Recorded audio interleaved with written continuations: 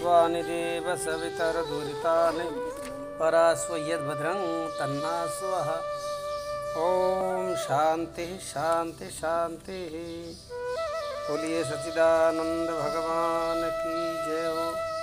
आज का सत्संग श्रीमद् भगवद गीता अध्याय 6 निष्काम कर्म योग की प्रशंसा। भगवान कहते हैं परमात्मा जो पुरुष कर्म फल का आश्रय न लेकर करने योग्य कर्म करता है वह सन्यासी तथा योगी है, और केवल अग्नि का त्याग करने वाला सन्यासी नहीं होता तथा केवल क्रियाओं का त्याग करने वाला कोई योगी भी नहीं हो सकता। हे अर्जुन, जिनको सन्यास ऐसा कहते हैं उसी को तू योग भी जान, क्योंकि संकल्पों का त्याग करने वाला पुरुष भी कोई भी पुरुष योगी नहीं हो सकता। योग में आरूढ़ होने की इच्छा वाले मननशील पुरुष के लिए योग की प्राप्ति में निष्काम भावना से कर्म करना ही हेतु है, ऐसा कहा जाता है।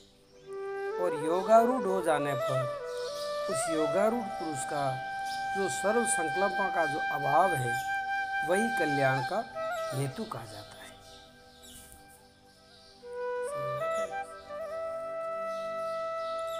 जिस काल में न तो इंद्रियों के भोगों में और न कर्मों में ही आसक्त होता है, उस काल में सर्व संकल्पों का त्यागी पुरुष योगारूढ़ कहा जाता है।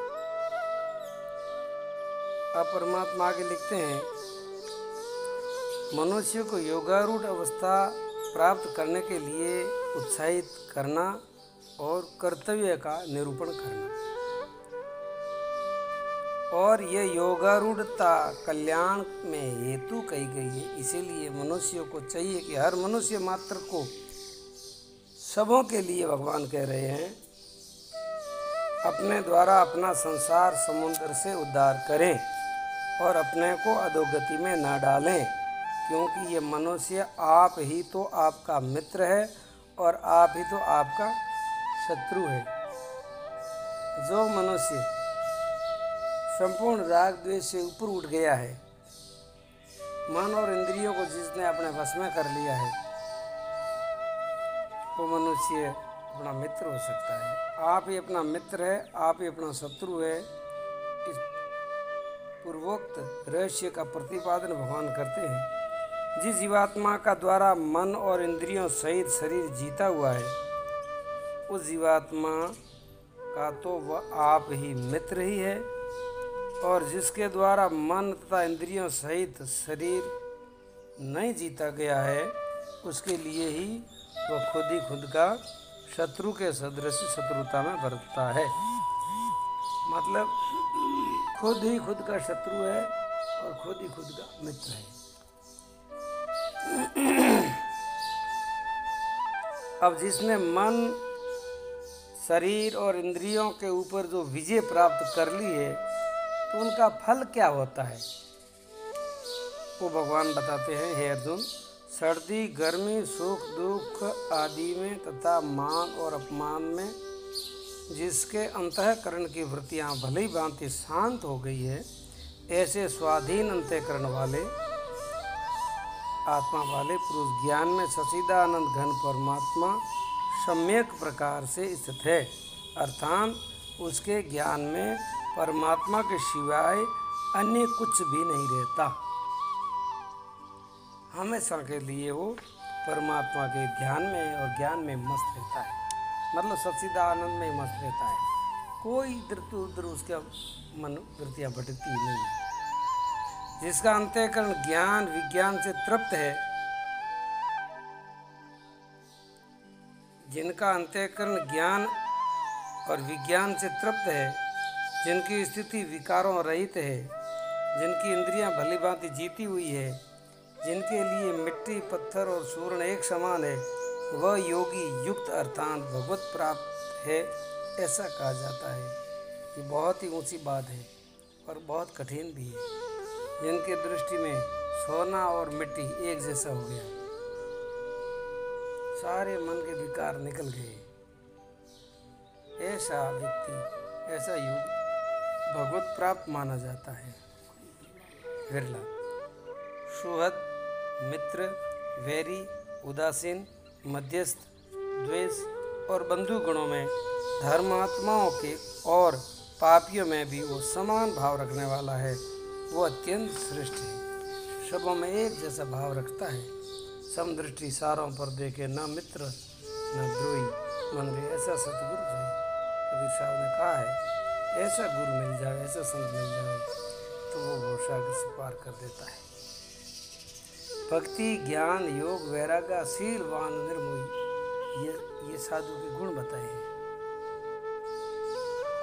अब परमात्मा आगे लिखते हैं, ध्यान योग का साधन करने के लिए प्रेरणा कर रहे हैं। अब इस साधकों को कहते हैं परमात्मा ध्यान की तरफ ज़्यादा लगाव बताया भगवान ने। मन और इंद्रियों सहित शरीर को वश में रखने वाला, आशा रहित, संग्रह रहित योगी अकेला ही एकांत स्थान में स्थिर होकर के आत्मा को निरंतर परमात्मा में लगाने का प्रयत्न करें। सर्वोपरि तत्व परमात्मा ही है, उससे बढ़कर कोई तत्व नहीं है। जानने योग्य परमात्मा, समझने योग्य परमात्मा, ध्यान करने योग्य परमात्मा, प्रेम करने योग्य परमात्मा और प्राप्त करने योग्य परमात्मा। अपना मुख्य लक्ष्य एक ही रहना चाहिए, भले देर लगे लेकिन मुझे चाहिए एक परमात्मा। ऐसी जिन योग साधक की जो धारणा है वो अवश्य परमात्मा को प्राप्त किए बिना नहीं रहता। अब भगवान कहते हैं ध्यान के लिए कैसे बैठना चाहिए, कौन से आसन में बैठना चाहिए, बैठने का तरीका क्या है, वो भी भगवान बताते हैं। ये साधकों के लिए है खास। शुद्ध भूमि में पहले साधक जहाँ साधना करता है वो साधना भूमि पवित्र होनी चाहिए, शुद्धि होनी चाहिए, शुद्ध होनी चाहिए।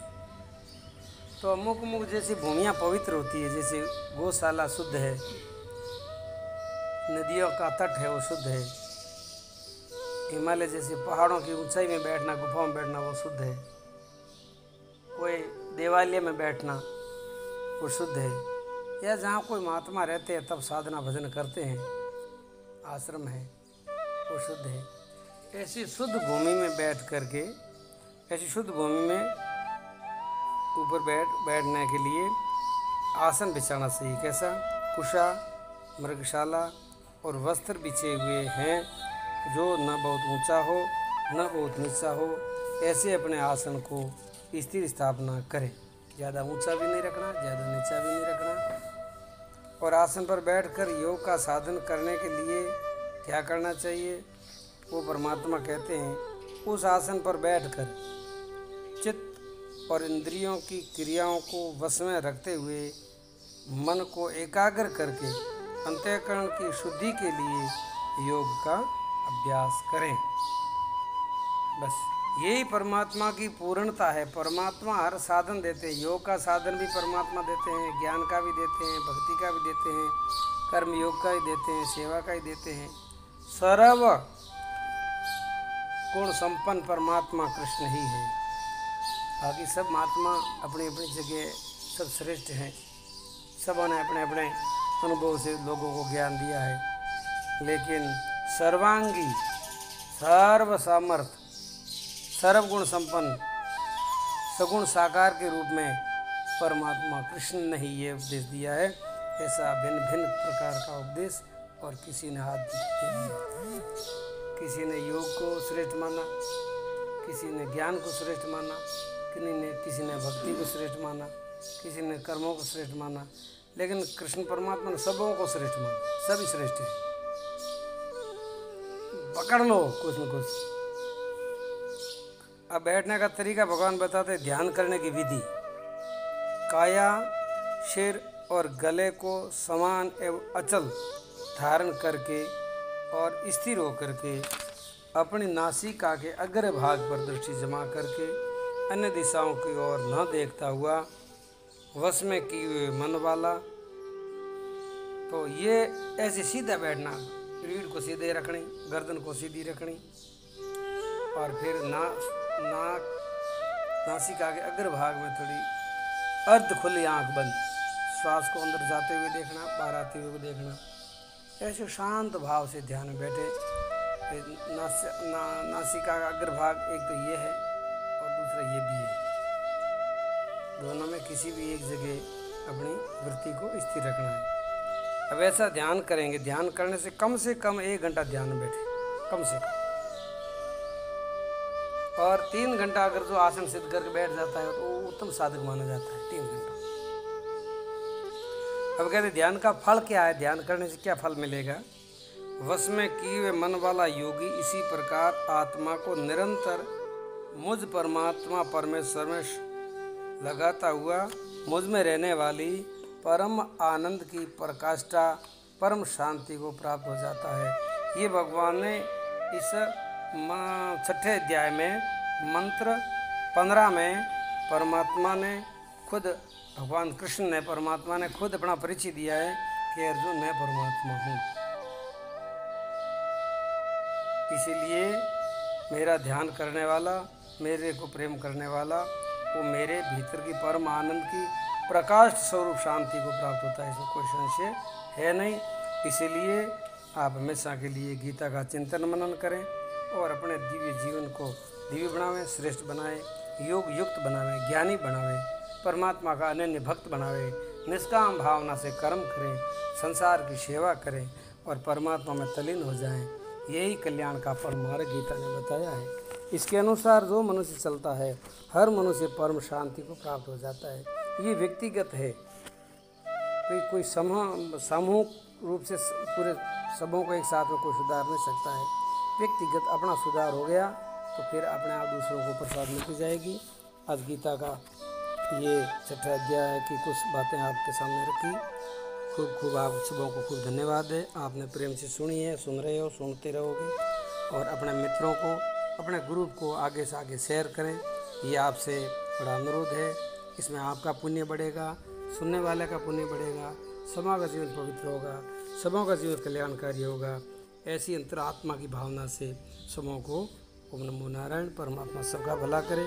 गीता का जितना प्रचार होगा इतना वो भक्त भगवान को अति प्रिय होगा। उनके सारे विघ्न, बाधा, कष्ट, पीड़ा सब नष्ट हो जाएगी। ओम शांति शांति शांति।